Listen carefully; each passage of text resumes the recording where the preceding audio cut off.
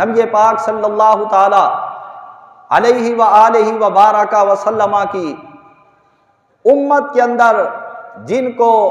رب کائنات نے علم کا دین عطا کیا، ان کی امام الانبیاء صلی اللہ علیہ وسلم نے اپنی زبان نبوت سے شان بھی بیان کی، اور قرآن مجید کے اندر بھی آیا۔ اللہ تعالیٰ نے ایک جگہ پہ فرمایا حَلْ يَسْتَوِي الَّذِينَ يَعْلَمُونَ وَالَّذِينَ لَا يَعْلَمُونَ، کہ بتاؤ اور غور کرو اور سوچو، کیا علم والے اور بے علم برابر ہو سکتے ہیں؟ کبھی نہیں ہو سکتے۔ جس طرح فرمایا وَمَا يَسْتَوِي الْأَعْمَى وَالْبَصِيرُ، اندھا اور دیکھنے والا برابر نہیں، وَلَا الظُّلُمَاتُ وَلَا النُّورُ، اسی طرح روشنی اور اندھیرا برابر نہیں، وَلَا الظِّلُّ وَلَا الْحَرُورُ،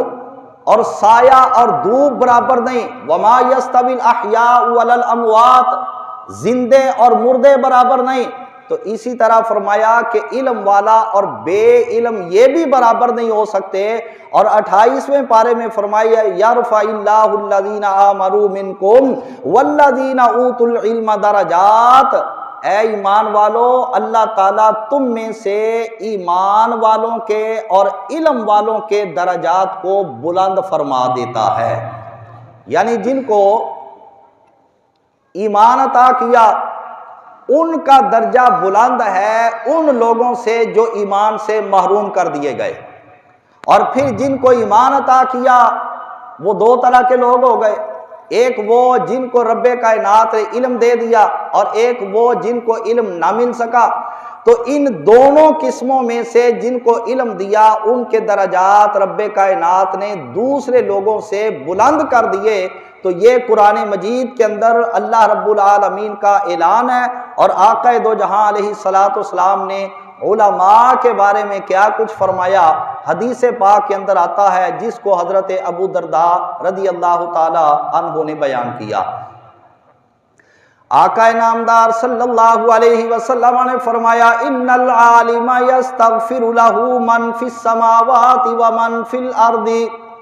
بے شک صاحب علم بندے کے لیے آسمانی مخلوق بھی اللہ کی بارگاہ میں دعائے مغفرت کرتی ہے، اور زمین کے اندر بسنے والی مخلوقات بھی عالم دین کے لیے دعائے مغفرت کرتی ہے۔ والحیتان فی جوف الماء، اور مچھلیاں اپنے پانی کے اندر رہتے ہوئے علماء کے لیے دعائے مغفرت کرتی ہیں۔ وَإِنَّ فَضْلَ الْعَالِمِ عَلَى الْعَابِدِ كَفَضْلِ الْقَمَرِ لَيْلَةَ الْبَدْرِ عَلَى سائر الکواکب، اور آقا دو جہاں علیہ الصلوۃ والسلام نے فرمایا جس طرح اللہ رب العالمین نے 14ویں کے رات کو ستاروں کے اوپر فضیلت عطا فرمائی، علماء کو اللہ رب العالمین نے عوام الناس کے لوگوں کے اوپر اس طرح فضیلت عطا فرمائی۔ وَإِنَّ الْعُلَمَاءَ وَرَثَةُ الْأَنْبِيَاءِ وَإِنَّ الْأَنْبِيَاءَ لَمْ يُوَرِّثُوا دِينَارًا وَلَا دِرْهَمًا وَإِنَّمَا وَرَّثُوا الْعِلْمَ فَمَنْ أَخَذَهُ أَخَذَ بِحَظٍّ وَافِرٍ۔